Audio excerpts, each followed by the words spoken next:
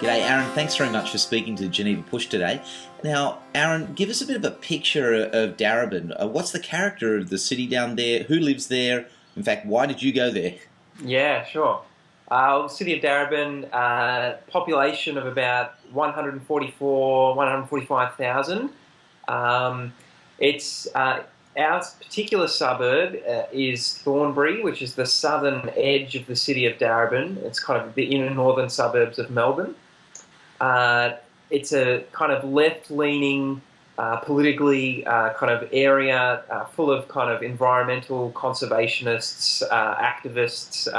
In our local area where I run, there's a common tagline in graffiti is "Behead climate change deniers." Like it's all along the kind of trail that I run on.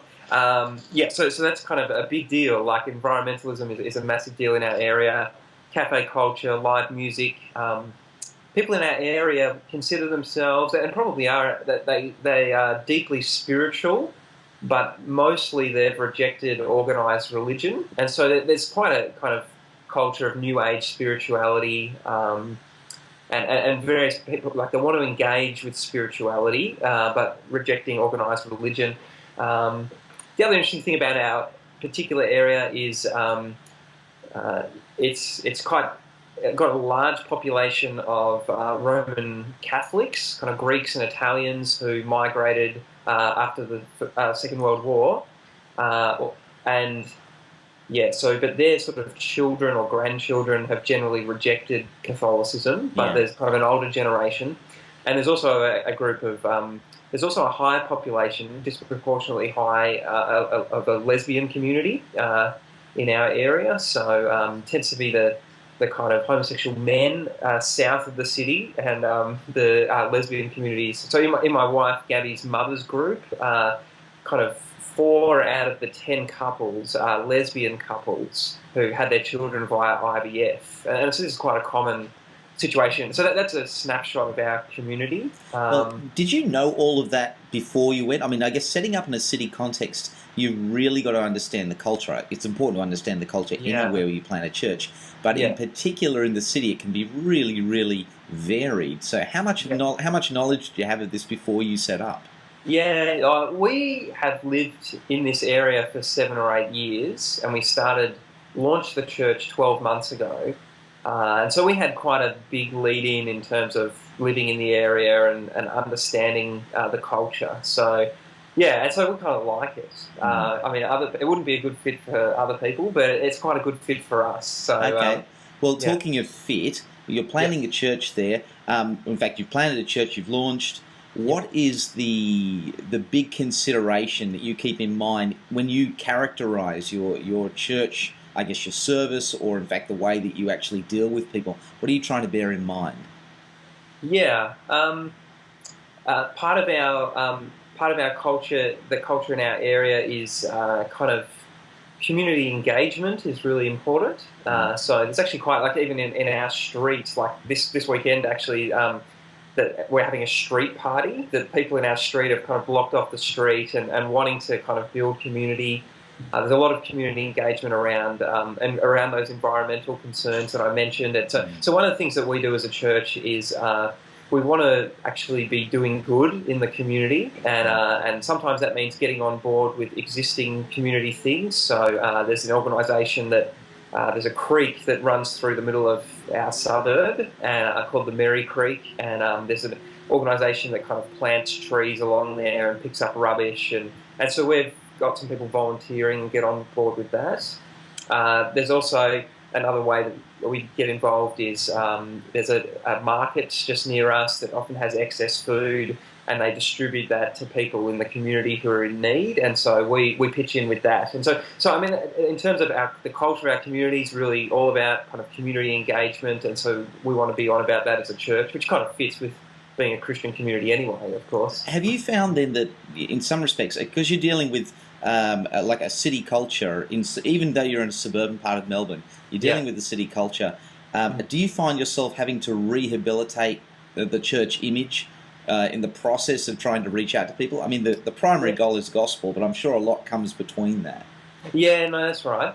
Certainly, like I mentioned before, that that largely people they consider themselves to be spiritual, and they're interested in. I think people are interested in Jesus, but they're not interested in the church, and have rejected organised religion and the kind of institution of the church. And so, yeah, so I guess another aspect about church's vision is to be a kind of genuinely Christ-centered community where everyone's welcome to come and engage with Christ and who He is and what it means to follow Him. And so we try to have a community with, I guess some people might say a community with soft edges, in the sense that anyone's welcome to come and engage, and we have various ways that we do that. We run some sort of apologetics things. I try to have a sharp apologetic edge in my talks, so that in my preaching I'm addressing some of those defeated beliefs or those obstacles, trying to separate kind of Jesus and who He is from kind of, I guess, the history of the church and what they may have done. Separating the gospel from religion, those kind of things are important. Yeah. Well, what did you find as a city planner? What did you find was maybe surprisingly the most useful resource for you so far, or what would you recommend to people? Yeah, in terms of contextualising the gospel to a city context, it's probably hard to go past the raft of resources that Tim Keller has produced. I found them incredibly helpful. There's a kind of coach's manual and various articles that you can access through the kind of city-to-city website. So those are really helpful. In terms of church planning in general, I hope this doesn't sound, simplistic or whatever, but to be honest, the most helpful resource has been reading 2 Corinthians. Okay. So for me personally, just kind of thinking through, church planner, do I have to be the super apostle, the super pastor, superman kind of thing? And it's been tremendously helpful to just be grounded in the kind of reality of my own weakness and God's grace and power being sufficient. And so I'd say that's, no matter where you're planning a church, that's been the most helpful resource. But in terms of thinking through the practicalities of actually contextualising the gospel to a city context, I think Keller's been the most helpful. Okay, well, and how's Darebin going? Give us a little bit of a picture so we can go away praying. What should we be thinking about for you at the moment? We had 6 people become Christians last year, which was fantastic. And so you could pray that those people are discipled well and they're kind of coming to church regularly and plugged in, which is good. That they keep growing. We've grown in number in general, which is great, but it just kind of stretches us in terms of needing to train more leaders and start new groups. And particularly in terms of leadership, you could pray.